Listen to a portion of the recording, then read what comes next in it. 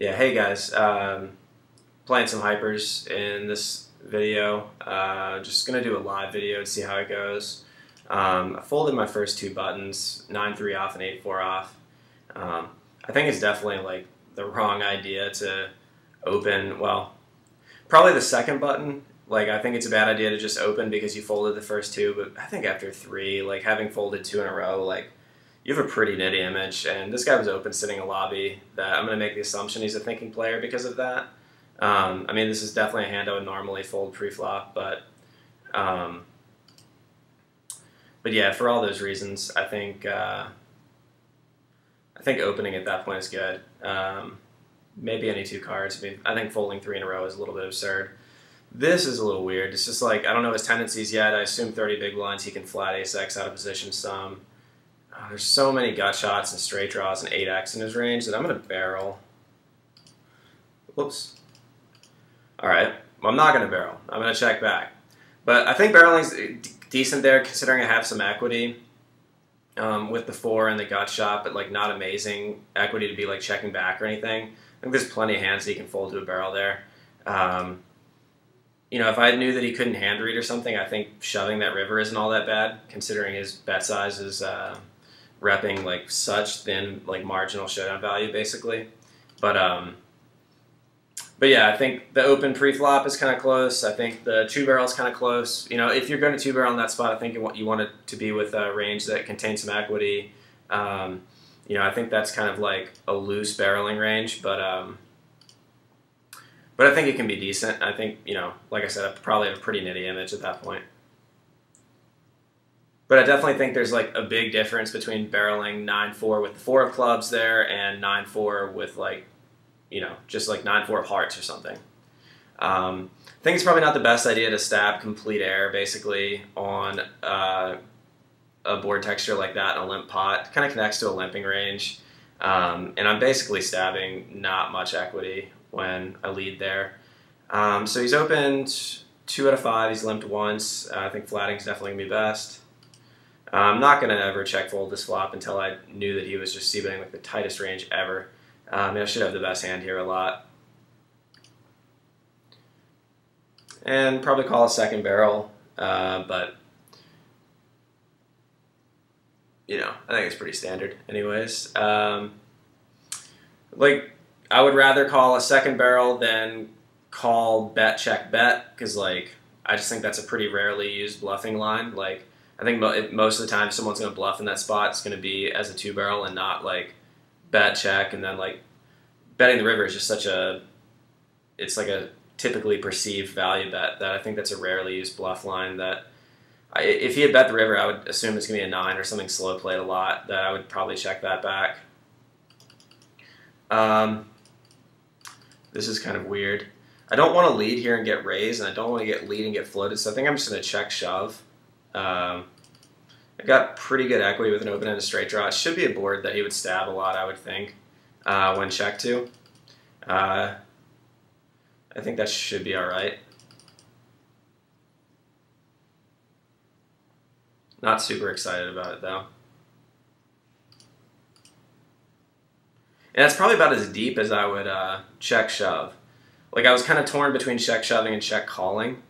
It kind of sucks that he can have all the flush draw combinations that destroy me when I check shove, but it should be a range. It should be a board that he's going to like stab a lot of his 10-9 stuff when checked to. That I should have a lot of fold equity. Pocket fives I definitely think is better to min raise than to open shove. He seemed a little bit aggressive so far too. That maybe he'll 3-bet shove me a little light. Although I look really nitty, so I don't know if he'd be 3-bet shoving light at this point. Ace-2 off, on the other hand, it doesn't really induce that well. Like, pocket fives induces so much better than a hand like Ace-2. You know, I get the hands like King-2, Queen-3 suited and stuff to shove when I min raise the fives that might otherwise fold to a jam. Ace-2 off, though, it doesn't really dominate much of anything, and it plays really poorly when flatted. Although pocket fives does too, but I think the inducing value of fives is a lot different than Ace-2. So taken some time off recently. I feel a little bit rusty articulating my thoughts. Like I did the mental game interview a few days ago, but I've been thinking a lot about that, but I haven't been thinking about strategy so much the past few days that I'm a little bit rusty. But like I'm questioning my thought process in some spots like the 9-4, whether or not that was a good barrel. I think it is, just because people fold way too much on those ace-XX boards. And even though the flush got there, like I have a club, so that takes away some of those club combinations. I think this is going to be a jam. And until we see that he's opening like less than 65% or so, you know, like we are 30 big blinds deep, but it's a pretty good hand.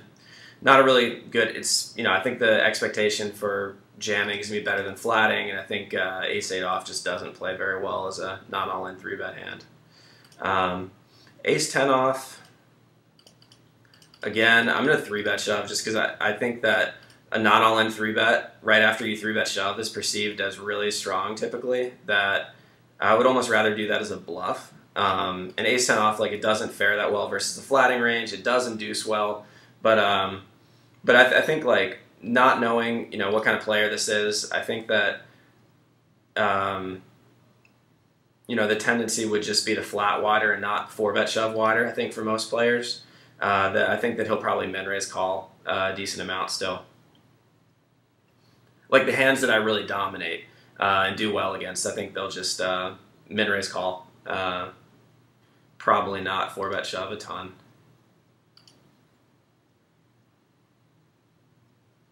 So I've seen him open 5 out of 12. That should mean that he's got a pretty nitty opening range. Like, you know, I mean, it's a small sample size. Like, it obviously doesn't mean he opens 42% of the time. But I'm definitely going to make the assumption that he's not opening like 80% plus at this point. So that's kind of like the Bayesian inferences from the Merce ebook. Like, I mean, it's like a complex term, but at the same time, like it's pretty common sense. Like you can't put that much weight into like a 12 or 13 hand sample size, but it is meaningful. Queen 3 off, I think, is close. Given that I think he's probably opening, it seems like he's opening a little bit nittier of a range, although we are deeper. So I think I'm going to flat. I think flatting is probably slightly better expectation than folding. I think it's a pretty shitty hand to 3-bet bluff with, just because, like, I mean, his calling range dominates your queen, and you're basically playing one card, really. Like, the 3 is kind of like a pointless card. Like, Queen 3 suited is a little bit better, although I think that's a good flatting hand, too. You know, he delays c-bets. I don't know. I don't have any equity, so I'm just going to fold. I definitely think, like, it's important to not pay too much attention to the HUD stats. Like, I mean, they are meaningful, but to also pay attention to how he plays different effective stacks. Like, you know, he limped like 23 big blinds deep, I think. This is going to be a flat. He limped 23 deep, and like, you know, I limp 23 deep sometimes too. But I definitely don't limp 30 deep. That, you know, treating his opening percentage, you know, assuming it has limps in it 30 deep, when you've only seen it 23 deep, I think the tendency is to limp more in that stack range, around like the 20 to 23 stacks is when people start doing it, and not so much 30 deep. I don't think you see that a whole lot. So someone that's just playing directly off their HUD stats would assume he's got limps in his opening frequency and account for that 30 deep, and I think that's a mistake. I look really uncreative at this point. Like, I mean, I haven't really done anything. But I've had like no equity whatsoever, like over and over and over again, that I think I'm playing fine. Like, I think taking any of those no equity hands and, like, you know, check raise bluffing a flop or something like that, you know, not knowing what his frequencies are like, is probably not the best idea. That I feel like a nit right now, but I mean, given that like my average hand is basically Queen 3 off and the flop is like King 8 6, like, there's nothing you can do about it. I mean, it would be a mistake to play back, unless you have some read that villain's just going to be folding some huge amount of the time, and I don't see that. I mean, he's been opening, you know, I think probably I would make the assumption deeper he's opening, you know, 60, 70-ish% of his buttons, maybe, something like that. that he's got a relatively, tighter range overall. That it doesn't seem like he's c-betting every single time. Yeah, I mean, like these boards, they're just not boards I can really play back on a whole lot. And this turn card sucks for me. Like this is a big part of typical check back range until I see otherwise. I'm just going to be check folding here.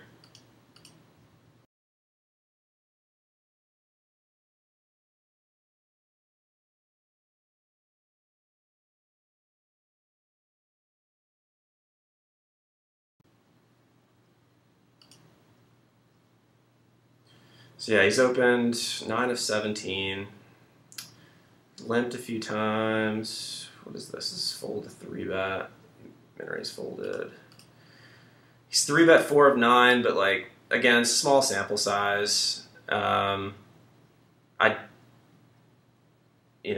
of those was the ace 7 that he 3-bet shoved the last hand, so that was like a real hand. That a few of them were 3-bet shoves deeper, like 23, 24 deep. That like I'm still not putting a whole lot of weight into that. I mean, I'm probably not going to be opening like 90% versus him or anything now that I've seen him play 6 of 9 hands and playing a few pretty aggressively, but it doesn't mean a whole lot to me.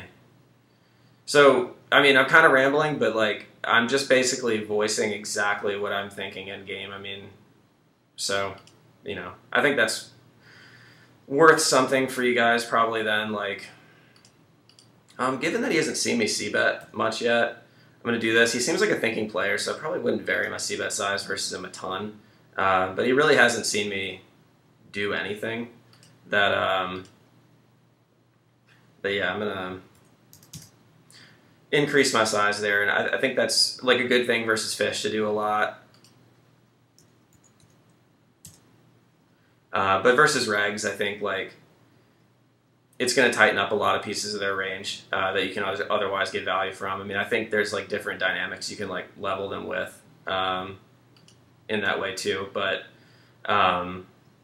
in general, I think changing your sizes versus regs, unless you have some kind of like where you're trying to level them, some kind of dynamic like that, I think it's pretty bad idea.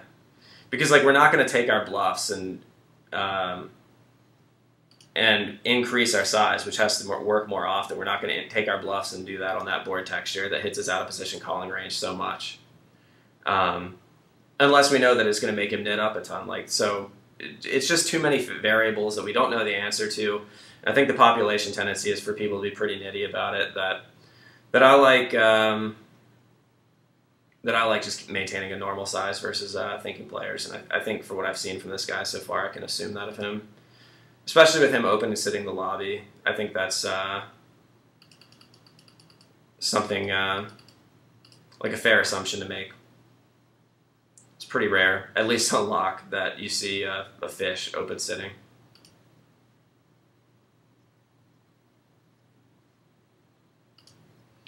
I'm looking to do something other than just Nash. Like, it's unexploitable, it's not optimal, so I'm looking to do something different. But these situations and the aggression he's shown so far, I think the best option is just to be jamming. Like, I don't think I have like enough reason to think that he's possibly not like folding way too much out of position or not 3-bet shoving enough or whatever. I don't think I can assume that really, that I'm just jamming. And obviously a shove, and I think the last hand was standard too. I'm pretty sure I was like 10 big blinds deep with 10-9. 10-7 suited, it's a pretty bad hand to min-raise fold. It's a good hand to see a flop with. I think it's a good hand to have in your limping range for sure. I think definitely not enough people do that. Picking up equity here, unless I thought that he was going to check raise me a ton, I'm going to be stabbing this flop.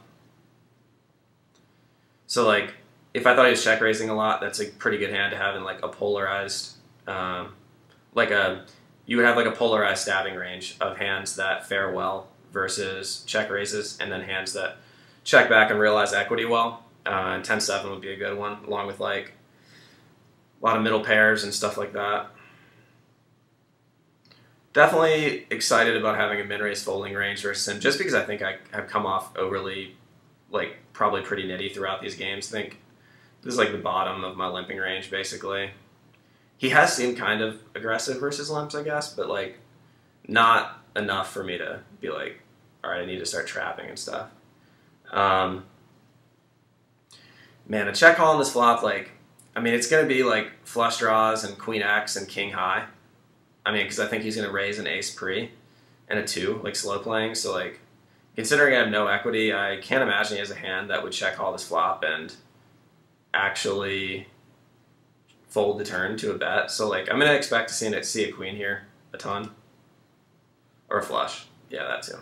I mean, if you think about the average check calling range there, like, what can he possibly have that didn't improve on that turn, basically? So, sick hold there. I'm sweating a ton of outs. But yeah, like, I think that a lot of players would see the king as a good barrel card, but when you think about the possible hands that can check call that flop, considering he raises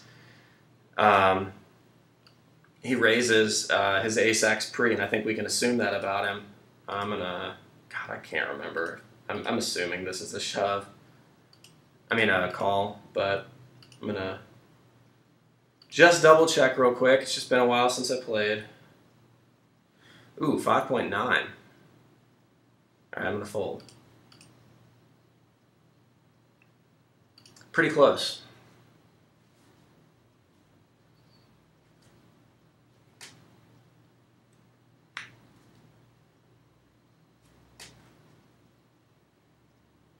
It's 1 and 2. So what to say about this opponent so far? I mean, I guess, like, overall, he seems pretty raggish. Opening reasonable amount of buttons, seems like. I guess I haven't seen him not all in 3-bet yet, and he hasn't seen me not all in 3-bet yet. So, like, you know, depending on what level he's thinking on, it'd be a good opportunity for him to 3-bet bluff. But, you know, I'm not going to make that assumption of him yet. Like, I don't know what level he's on exactly. It's three games of hypers that it's like, how much can I really say about him? So, obviously, 3-bet shove.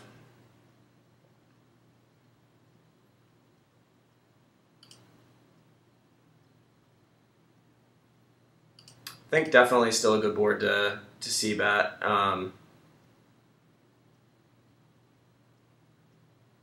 Considering we have no equity, yeah, I'm still going to c-bet it. I mean, there's enough air in his range, like, you know, non-club hands like king 8, queen jack, doesn't have a club, stuff like that. I mean, he's just going to have to check fold. And when I c-bet half pot, like, it only has to work a third of the time. I mean, he seems to be playing a decent amount of hands out of position, so I think that's going to be a good option. Queen 2 suited, it's a good hand to flat, but, like, given my image out of position of having not all in 3-bet yet, I want to do that. I think this is a terrible board to c-bet, just because, like, a ton of his 3-bet calling range is going to connect to it. So I'm actually just going to check fold. Hopefully it checks through and I am able to realize equity. Yeah, I mean, that's pretty sweet. But, you know, it's hard to say what his check-back range can be there, really. You know, like, maybe some 9x stuff, like jack 9. Like, I kind of expect a lot of his range to stab that flop, but, like, the typical 3-bet calling range, like, even if most of it stabs, like, can I really,